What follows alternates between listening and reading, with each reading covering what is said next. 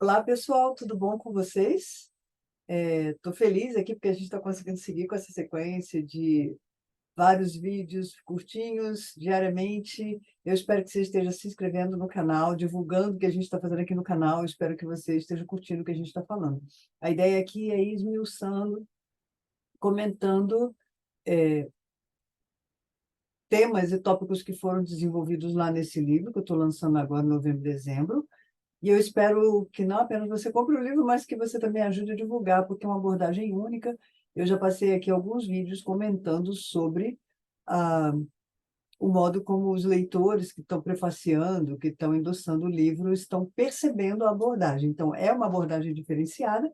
Eu sou a professora Lília Mariano e eu espero que você esteja aqui para me acompanhar por muito tempo sobre esses temas de diversidade de gênero, inclusão, fé cristã, religiosidade, etc. Tá bom? Seja bem-vindo.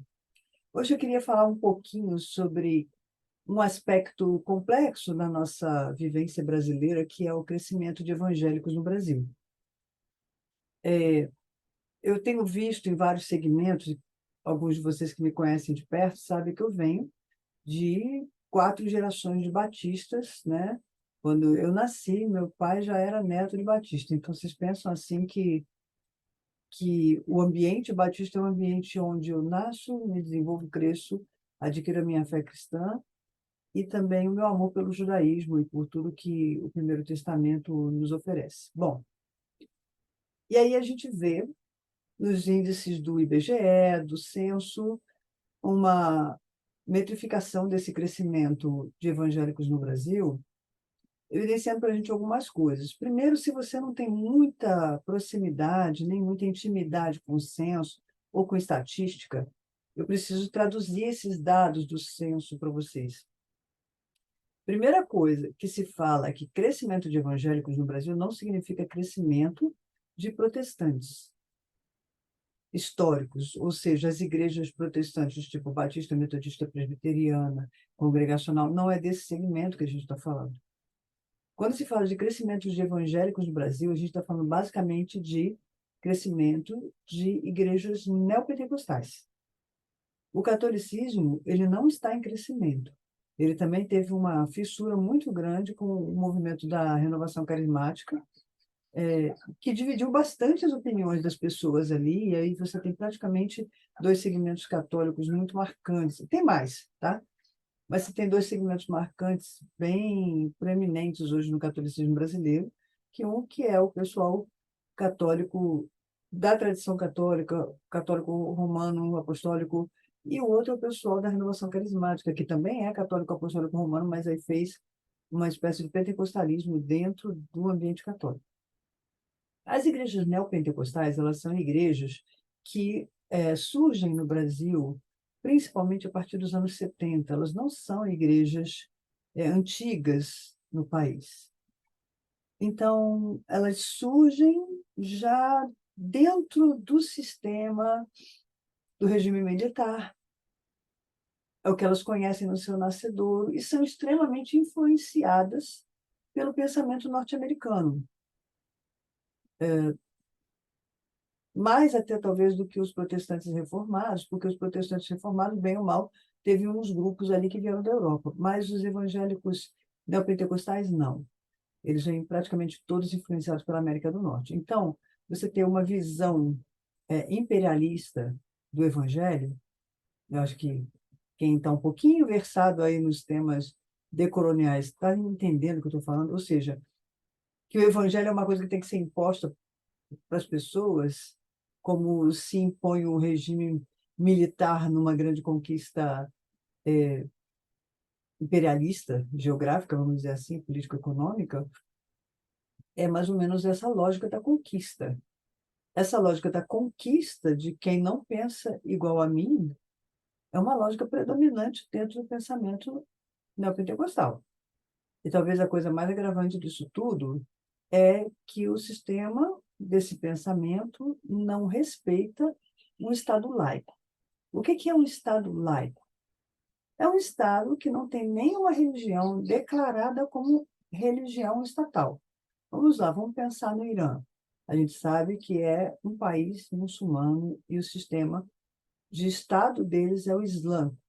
Então, além de ser uma grandeza política, geográfica, socioeconômica, também é uma grandeza religiosa, islâmica.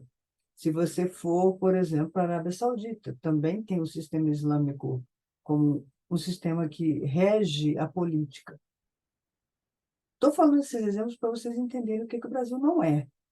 O Brasil não é um país que possa ter um regime religioso governando o modo como se dita as regras do país. Por mais que tenha gente tão crente na nossa tradição cristã, a ponto de achar que isso seja uma boa, eu não sei se seria uma boa para o Brasil se a gente tivesse esse regime estatal. Bom, é por isso que a gente tem tanta dificuldade para lidar com temas de direitos humanos, porque direitos humanos são temas de estados laicos. E vocês não pensem que é diferente. Por exemplo, se você for falar de direito LGBT+, na Coreia, vai enfrentar tantos problemas quanto enfrenta aqui no Brasil. Por quê? E aí, é que eu quero chamar a atenção para uma coisa. Eles não têm tradição judaico-cristã na sua matriz cultural. São povos orientais, e eles têm a mesma dificuldade para encarar a inclusão LGBT que a gente enfrenta aqui. Então, o dilema da inclusão LGBT+, não é uma coisa de Brasil. Alguns países da Europa já tramitaram com isso com muito mais facilidade, até porque a Europa já é mais escolada com isso. Mas os países latino-americanos, orientais, e os latino-americanos nutridos por um modelo missionário norte-americano, eles têm realmente muita dificuldade para lidar com tudo aquilo que foge das regras da fé cristã, ainda que o Estado seja laico. Então, o que nós queremos dizer sobre isso? Por exemplo, esses dias eu estava vendo aí que tinha uma briga lá na Câmara, né, sobre um projeto de lei que está aí querendo eliminar o casamento de pessoas homoafetivas. Gente, isso é direito adquirido em 2011. A gente não tem que ficar brigando por isso agora, não tem como reverter, não faz sentido isso. Querer voltar atrás em questões que foram decididas na legislação nacional que favorece e dá para as pessoas LGBT+, o direito de viver conjugalmente. Pode parecer que isso não é importante para a gente, mas é. Você pensa, você é casada com um homem e você tem aí um... Esse homem não casou com você no papel, né?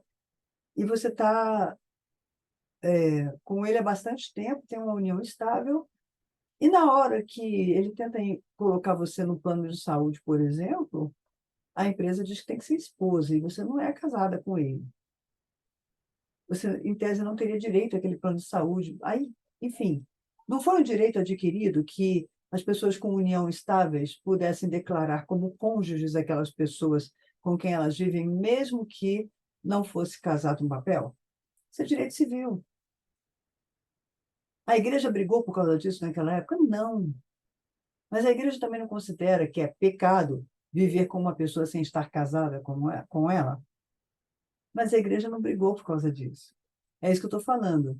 Nesse sistema autocrático, no qual o pensamento cristão tradicional, uma interpretação bíblica literal, né, que segue tudo ao pé da letra, ela vai esbarrar nas incongruências, e nós seremos incoerentes se a gente tentar seguir essa lógica.